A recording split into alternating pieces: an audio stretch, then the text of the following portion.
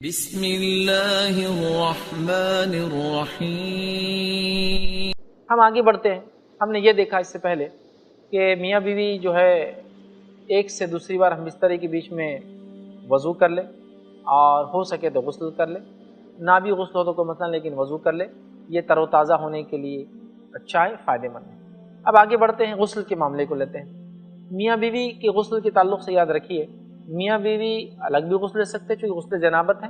لیکن چاہے تو ساتھ بھی غسل لے سکتے، مطلب دونوں ایک ہی وقت میں ایک ہی حمام میں ایک ہی برتن سے پانی لے کر نہا سکتے ہیں، اس میں شرعی کوئی قباحت نہیں ہے۔ اس تعلق سے جو ہمیں دلیل ملتی ہے دلیل اس طرح سے، جو صحیح مسلم کی حدیث ہے، مائی عائشہ رضی اللہ عنہا فرماتی ہیں کہ میں اور اللہ کے رسول صلی اللہ علیہ وسلم ایک ہی حمام میں ایک ہی برتن سے دونوں مگ سے پانی لیتے اور نہاتے، اور ہم دونوں جنابت کی حالت میں ہوتے، مطلب ایسا غسل ہم پہ ہوتا جو واجب ہوتا، جو ہم بستری یا جماع یا صحبت کے بعد ہوتا ہے، ہم کرتے، اور اللہ کے رسول صلی اللہ علیہ وسلم زیادہ پانی لے لیتے اور میں کہتی کچھ میرے لیے بھی چھوڑ دیجیے، تو اللہ کے رسول صلی اللہ علیہ وسلم مسکراتے۔ تو اس سے یہ بات پتہ چلی کہ میاں بیوی ساتھ غسل لے سکتے ہیں، یاد رکھیں۔ بہت سی مرتبہ لوگ اس کی ممانعت کرتے ہیں کہ میاں بیوی ساتھ غسل نہیں لے سکتے، عورت شاور کے نیچے نہیں نہا سکتی، کھڑے رہ کر نہیں نہا سکتی، بہت ساری باتیں، بہرحال یہ مسکنسیپشنز یا پتہ نہیں کیسی باتیں سماج میں آ جاتی ہے، میں نہیں جانتا ہوں، لیکن یہ ہوتا ہے۔ تو یاد رکھیے ان چیزوں کو ہمیں سمجھنا ہے کہ اسلام میاں بیوی کا ایک ایسا رشتہ ہے جس رشتے میں وہ ایک دوسرے کو دیکھ سکتے ہیں، کچھ بھی کر سکتے ہیں، تو نہانے بھی کیوں ممانعت کریں گا؟ اور خود نبی اکرم صلی اللہ علیہ وسلم کے تعلق سے واضح روایت ہے کہ آپ اپنی بیوی کے ساتھ نہاتے ہیں، تو لہٰذا اگر میاں بیوی چاہے وقت نہ ہو الگ الگ نہانے کا تو ایک ساتھ بالکل نہا سکتے ہیں۔ نبی اکرم صلی اللہ علیہ وسلم کی زندگی سے یہ واضح عمل بہرحال ہمیں ملتا ہے، اور آپ کے عمل سے بھی یہ چیز جو ہے نظر آتی ہے۔ اسی طرح ایک اور بات جو میں نے شرمگاہ میاں بیوی ایک دوسرے کے دیکھ سکتے ہیں اس کے تعلق سے کہی تھی، نبی اکرم صلی اللہ علیہ وسلم سے سوال کیا گیا کہ ہم کس سے ستر چھپائے اور کس سے نہیں؟ آپ صلی اللہ علیہ وسلم نے فرمایا اپنی بیوی اور ملکیت کی لونڈیوں کے علاوہ سب سے ستر چھپانا ہے، مطلب بیوی اور لونڈی، چونکہ اب لونڈیوں کا سسٹم نہیں تو ہم بیوی کہتے ہیں، بیوی اپنے شوہر کی شرمگاہ دیکھ سکتی ہے، اس لیے کہ اس کو چھوڑ کر سب سے چھپانا ہے، اس کو ستر کہتے ہیں وہ حصہ جسم کا جس کو چھپانا ضروری ہے، اور مرد کے لیے اس کا ستر اس کی ناف کے نیچے سے لے کر گھٹنے تک ہوتا ہے، تو ستر کس سے چھپانا ہے؟ ساری دنیا سے سوائے بیوی کو چھوڑ کر۔ اس سے پتہ چلا بیوی دیکھ سکتی ہے، اور یہی معاملہ بیویوں کے لیے بھی ہوتا ہے کہ مرد اس کی ستر کو جو ہے دیکھ سکتا ہے، اس میں انشاءاللہ کوئی حرج نہیں ہے۔ اب ہم اس سے آگے بڑھتے ہیں، اور جنوبی انسان، ٹھیک، جنوبی انسان کے تعلق سے یہ بات واضح ہونا چاہیے کہ جنوبی انسان جو ہے جب سونے کا ارادہ کرے، مطلب ایک انسان اپنی بیوی سے جو ہے صحبت کیا ہے، ہم بستری کیا، اب سونے کا ارادہ کرتا ہے، تو جب سونے کا ارادہ کرے تو وضو کر لے، یاد رکھیں وضو کر لے۔ اور ایک غلط فہمی بھی یہاں دور کر دیتا ہوں، کچھ لوگ یہ کہتے ہیں کہ جو شخص رات میں ہم بستری کر کے بغیر غسل کے سو گیا تو اگر مر گیا تو فرشتے اس پہ لعنت بھیجتے ہیں اور وہ اچھا نہیں ہوتا ہے، ایسا کچھ بھی نہیں ہے۔ یہ بات بالکل درست ہے، حدیث میں ہے کہ جنوبی سے فرشتے بہت دور بھاگتے ہیں، یاد رکھیں، لیکن شرعی ضرورتیں ہیں، رات کی ٹھنڈک ہے، سہولت نہیں گرم پانی کی، تو کیسے انسان نہائیں گا؟ ظاہر سی بات ہے، آپ صبح بالکل اٹھ کر نہا سکتے ہیں، تو جنوبی انسان اگر وضو کر کے بھی سو جائے تو کافی ہے، وضو نہ کر سکے تو بہرحال اگر پانی کی وہاں گنجائش وہ بھی نہیں ہے تو وہ تیمم بھی کر سکتا ہے، کہ روایت میں آتا ہے کہ تیمم بھی کیا جا سکتا ہے، لہٰذا جنوبی انسان کوشش کرے کہ نہا لے، نہیں تو کم از کم وضو کر لے، اور وضو بھی نہ ہو تو تیمم کر سکتا ہے۔ لیکن یہ بات تو بالکل درست نہیں ہے، کچھ لوگ جو کہتے ہیں کہ جنوبی انسان سو ہی نہیں سکتا، اگر غسل نہیں کیا تو یہ ہو جائیں گا، اور کچھ لوگ بیچارے جن کے سماج میں یہ باتیں بہت زیادہ ہے کہ نہا کے سونا ہی ہے، آدھی رات کو بیچارے جب بیوی سے ملتے ہیں پھر آدھی رات کو پانی گرم کرو، پانی گرم کے نہاتے ہیں، سوتے ہیں، پھر اس پر ساری دنیا کو پتہ چل جاتا ہے کہ رات میں کوئی نہا رہا تھا، بچے بھی صبح پوچھتے آپ کیوں رہ رہے تھے آدھی رات کو، بہت سارے مسائل ہو جاتے ہیں، یہ سمجھنے کی چیز ہے، کوئی ضروری نہیں ہے، آپ صبح اٹھ کر بھی جو ہے غسل لے سکتے ہیں، یاد رکھیں۔ اور نبی اکرم صلی اللہ علیہ وسلم سے کچھ اس طرح کے واقعات بہرحال ملتے بھی ہیں ہمیں۔ نسائی کی ایک روایت ہے جس کے الفاظ اس طرح سے کہ نبی اکرم صلی اللہ علیہ وسلم جو ہے جب حالت جنابت میں کھانا چاہتے یا سونا چاہتے تو آپ وضو کر لیتے اور وضو کر کے سو جاتے، تو پتہ چلا نبی اکرم صلی اللہ علیہ وسلم اس روایت کے مطابق بغیر غسل لیے کے سوئے، تو انسان بغیر غسل لیے کے بھی سو سکتا ہے۔ انشاءاللہ عزیز ہم اپنی بات کو آگے جاری رکھیں گے، ابھی وقت ہوتا ہے ایک چھوٹے سے بریک کا، انشاءاللہ عزیز بریک کے بعد ہم کچھ اور باتیں دیکھیں گے۔ السلام علیکم ورحمۃ اللہ وبرکاتہ۔ ناظرین، بریک کے بعد ہم پھر حاضر ہیں۔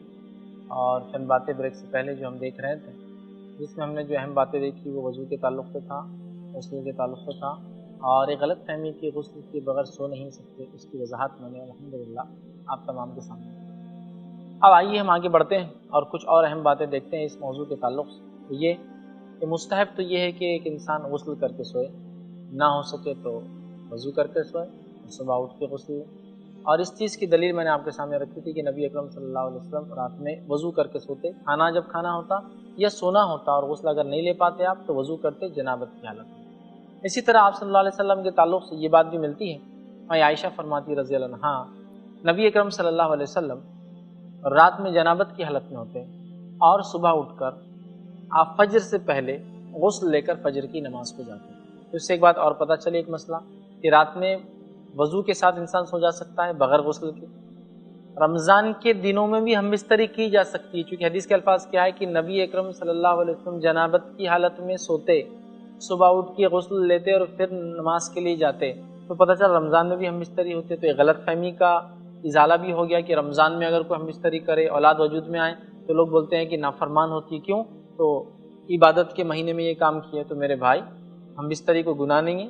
اور کوئی اسلام سے باہر چیز نہیں ہے جو اس کو کرنے سے اولاد نافرمان ہو جائیں گی۔ یہ سب غلط فہمی ہے، مسکنسپشن ہے، پتہ نہیں کہاں سے یہ جو ہے مسلمانوں میں آ گئی۔ لہٰذا رمضان یقیناً عبادت کا مہینہ ہے، لیکن انسان اپنی ضرورتیں، اپنی خواہش، اپنی نفس کی تسکین بھی رات میں حاصل کر سکتا ہے۔ دن میں ظاہر سے تو روزے سے ہوتا ہے، روزے کی حالت میں ممنوع ہے، منع ہے، لیکن رات میں یہ کر سکتا ہے۔ نبی اکرم صلی اللہ علیہ وسلم کے عمل سے پتہ چلتا ہے۔ تو رمضان میں ہم بستری بھی کی جا سکتی ہے، رات میں آپ ہم بستری کر کے سو بھی سکتے ہیں، اور صبح آپ سحر بھی کر سکتے ہیں جنابت کی حالت میں جبکہ آپ کو غسل نہیں ہے، اس میں بھی کوئی حرج نہیں ہے۔ ہاں، فجر سے پہلے آپ کو غسل کرنا ہوگا، کیونکہ فجر کی نماز جانا ہے اور نماز کے لیے غسل اور وضو دونوں واجب ہے۔ تو لہٰذا آپ صلی اللہ علیہ وسلم پھر غسل کرتے اور مسجد فجر کی نماز کے لیے جاتے۔ تو ہمیں بھی چاہیے کہ اس بات کو ہم ذہن میں رکھیں اور یہ غلط فہمیوں کو اپنے ذہن سے نکالے، اور انسان جو ہے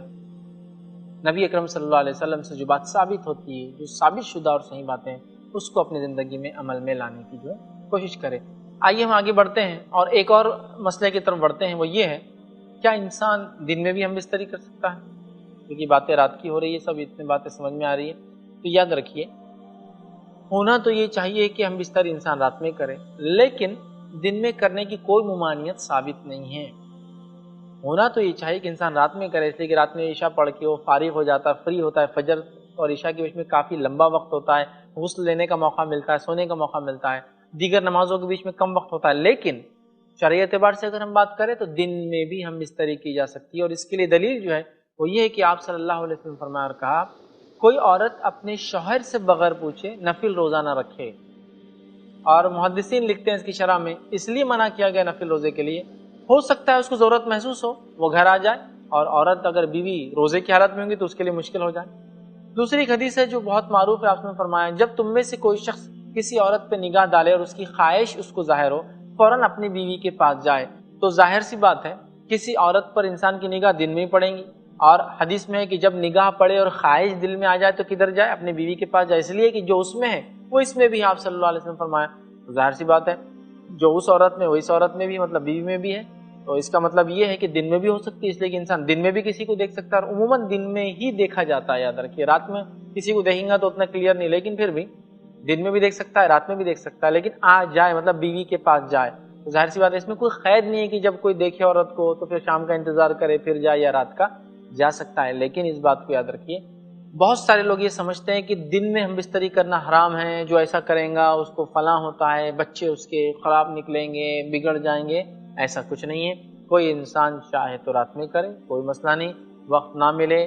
مصروفیت ہو، حالات ایسے نہ ہو تو دن میں بھی کیا جا سکتا ہے، اس کی ممانعت کی کوئی دلیل نہیں۔ تو ہم بستری دن اور رات دونوں میں کی جا سکتی ہے، یہ بات ہمیں جو ہے پتہ چل رہی ہے، اور بہت سارے آثار اور بہت سارے واقعات ہمیں ملتے ہیں کہ دن میں بھی ہم بستری کی جا سکتی ہے۔